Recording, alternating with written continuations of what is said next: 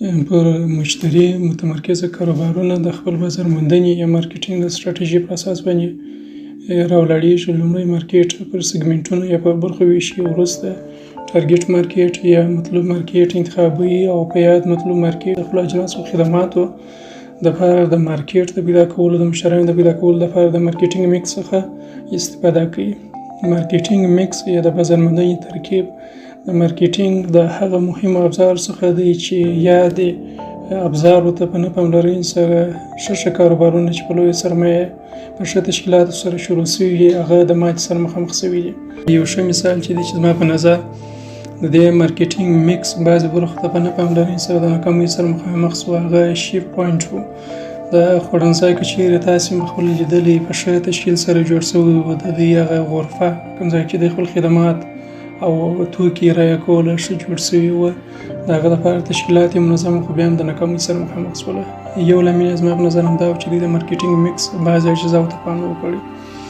د مارکیټینګ میکس د مارکیټینګ او تجارت د بریا او کامیابۍ دپاره د مهمو عواملو څخه یو دی. راځو په دې ځای کې نن په دې ویډیو کې د مارکیټینګ میکس په موضوع باندې خبرې کوو. فیلیپ کوچلر وایي چې د بازار موندنې ترکیب خپله د بازار موندنې د ابزارو یو سیټ دی چې شرکات په مطلوب مارکیټ کې د خپل بازار موندنې یا مارکیټینګ د اهدافو د ترلاسه کولو لپاره استعمالوي. فیلیپ کوچلر وایي کاروبارونه یا شرکتونه چې خپل ځان ته ټارګېټ مارکیټ یا مطلوب مارکیټ انتخاب کوي، په هغه مارکیټ کې په یاد ټارګېټ مارکیټ کې د خپل بازار موندنې د اهدافو د ترلاسه کولو لپاره چې دوی د هرې وسیلې څخه استفاده کوي، دا ټوله د بازار موندنې په ترکیب کې راځي. مثال خبرې، لومړی شی خو دا دی چې دوی باید تولید ولري. تولید بازار ته عرضه کوي. د تولید عرضه کولو لپاره دوی باید ځای په نظر کې ونیسي، ځای چې هغه مشتریانو ته په اسانۍ سره د لاسرسي وړ وي. قیمت یې باید مناسب وي چې مشتریان یې رانیسي. همداسې د خپل تولیداتو او خدماتو په اړه باید د مشتریان خبر کړي. دا هغه ټوله فکټورونه چې موږ په دې ځای کې وویله دا ټوله د بازار موندنې په ترکیب کې راځي. نو د بازار موندنې ترکیب چې دی د توکو دپاره یا د اجناسو دپاره پر څلورو لویو برخو باندې ویشل سوي دي، چې په هغو کې لومړی چې دی پروډکټ یا تولید دی، دوهم چې دی پرایس راځي یا تولید قیمت دی، دریم چې دی ځای دی په کوم ځای کې چې تولیدات یا خدمات عرضه کېږي مشتریانو ته، څلورم چې دی پروموشن. د تولیداتو او خدماتو عرضې څخه وروسته مشتریانو ته باید د یاد تولیداتو په اړه معلومات ورکول شي، او دوی باید د یادو تولیداتو او خدماتو رانیولو ته وهڅول شي چې هغه به ټول په پروموشن کې راځي. راځو په دې ځای کې اول د تولید څخه شروع کوو. تولید چې دی، تولید کې هر هغه څه راځي چې د مشتریانو د اړتیاوو او غوښتنو د پوره کولو لپاره مشتریانو ته عرضه کېږي.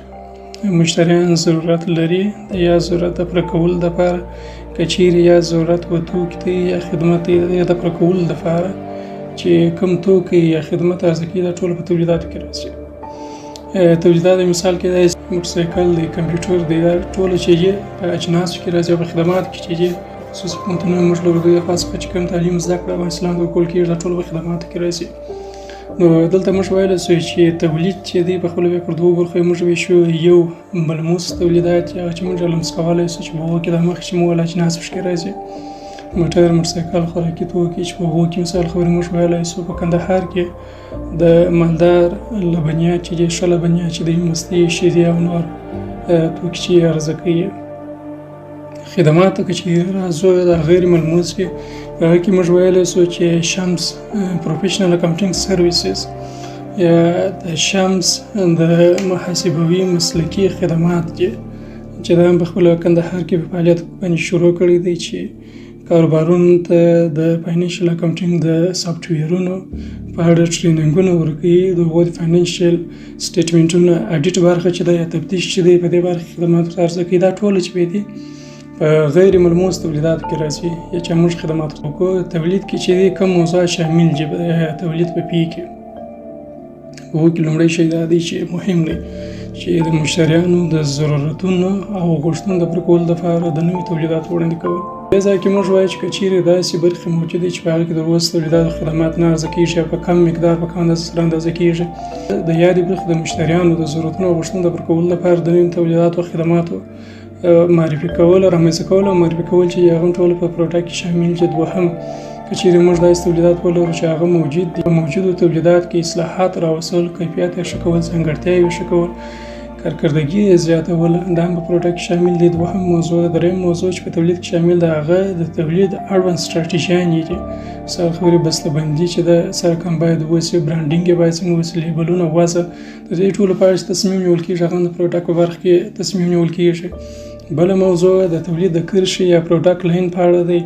مثال خبرې د تولید انواع چې په یو لاین کې چې راځي هغه باید سره کمې د وخت تېرېدو سره باید زیاتوالی پکښې راشي، ښه والی پکښې راشي. دا تصامیم دلته د پروډکټ لاین په برخه کې شامل دي. د هغه څخه وروسته د تولید اړوند خدمات دي.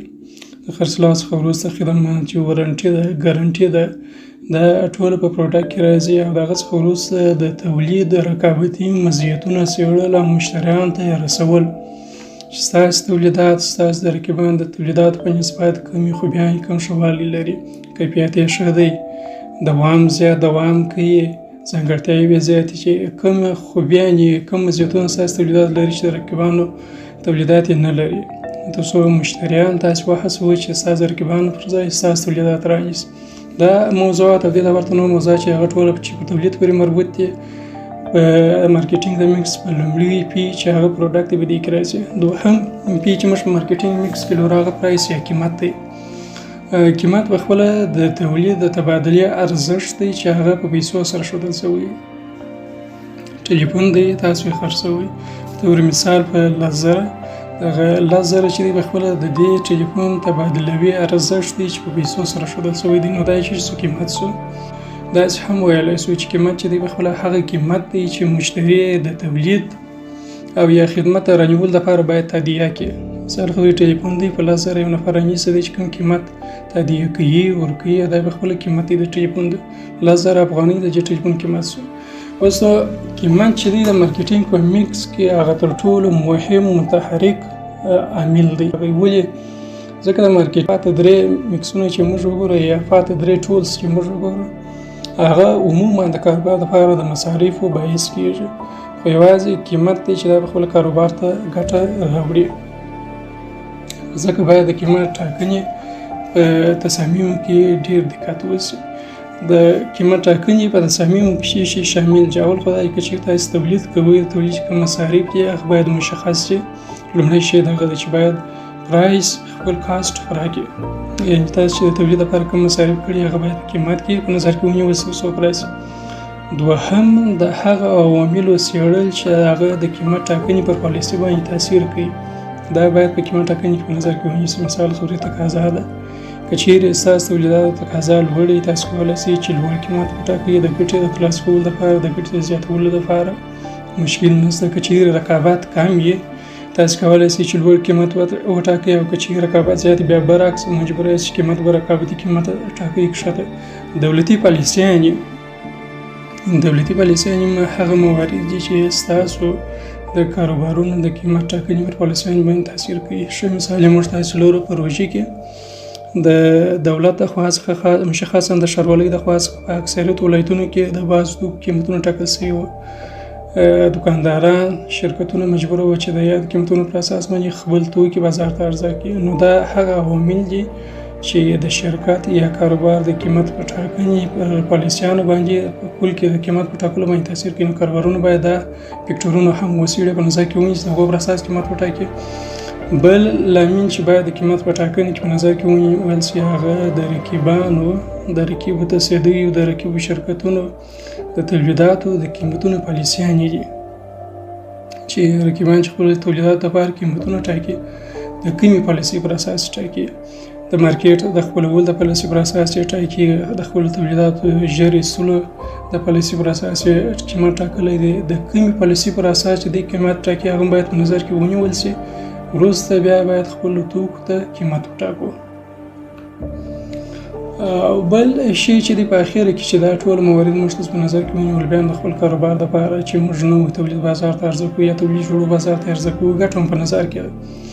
د ګټې حد یا پروفیټ مارجن چې دی دا باید په نظر کې ونیول شي. د هغه څخه وروسته د توکي لپاره قیمت ټاکل کېږي. که چیرې بیا داسې وي چې توکي موږ تولید کړي ژر نه وځي، موږ غواړو چې هغه ژر وباسو، نو د هغه لپاره بعضې تخفیفونه چې د هغو په اړه باید تصمیم ونیول شي چې ډسکاونټ چې دی موږ یې ورکوو الاوینس چې د دې په اړه باید تصمیمونه ونیول شي. دا ټول هغه موارد و چې بخپله د پرایس په برخه کې باید د دې په اړه تصمیم ونیول شي. راځو د مارکیټینګ میکس یا د بازار موندنې د ترکیب دریمې برخې ته.